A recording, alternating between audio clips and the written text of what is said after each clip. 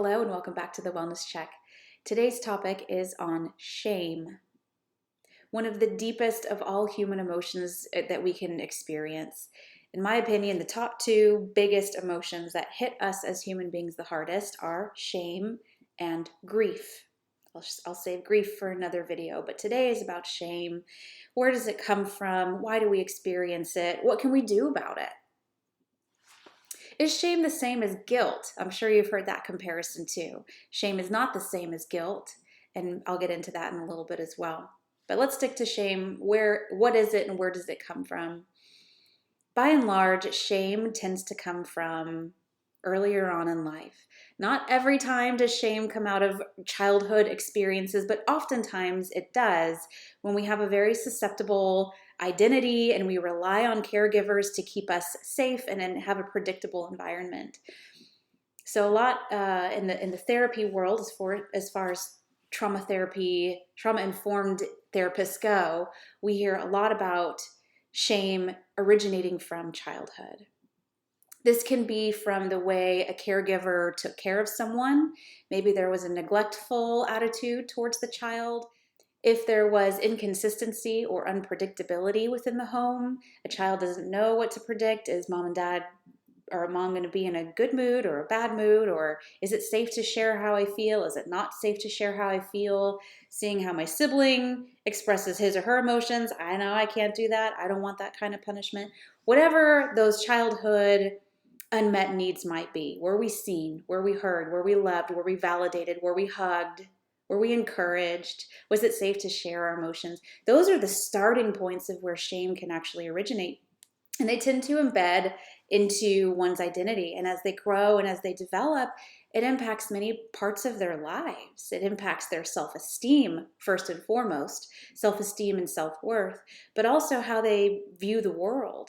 So that kind of lends to things like social anxiety, distrust in others, hypervigilance, kind of not being able to figure out, is this a safe place for me to be, waiting for the next shoe to drop. But also this really interpersonal experience of, I am bad. I did something wrong. I should have known better.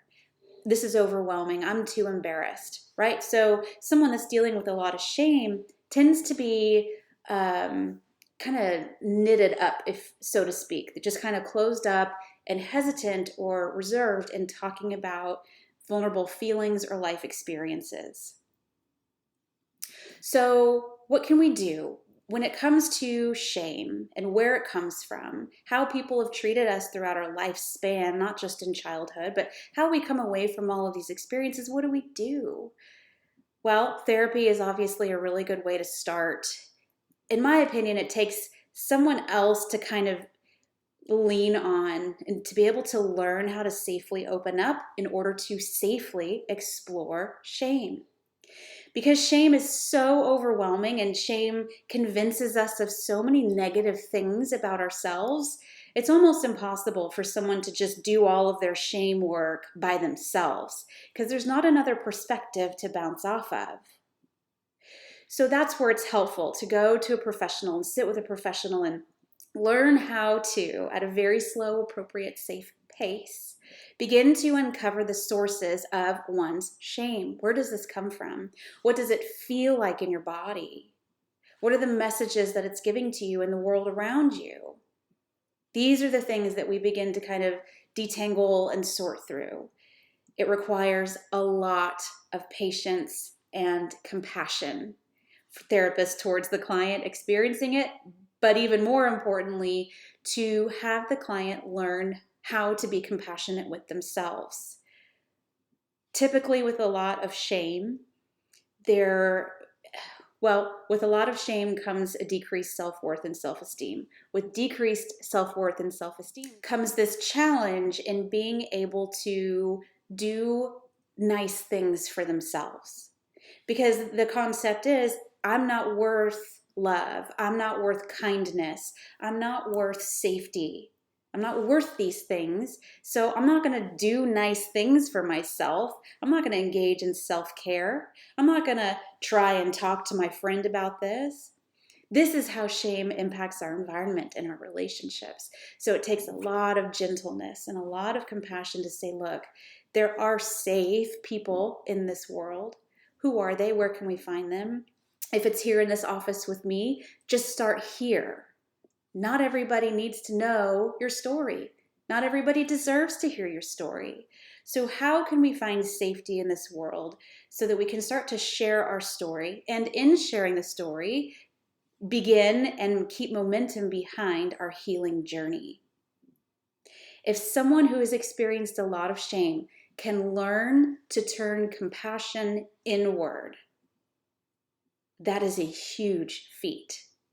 Huge. It can take years for a person to be so overwhelmed with the feelings and experiences of shame and use that compassionately to understand themselves and open up and heal.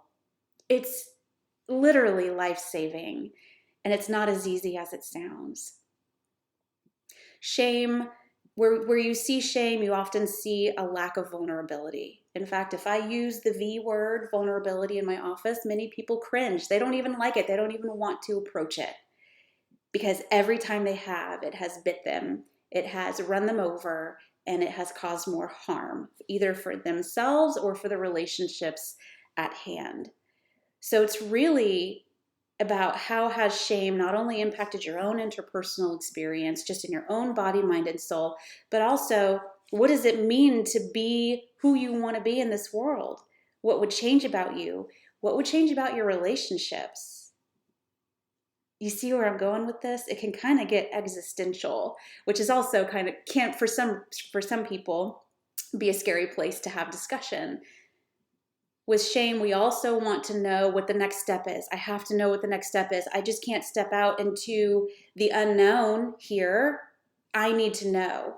And that's a safety behavior, right?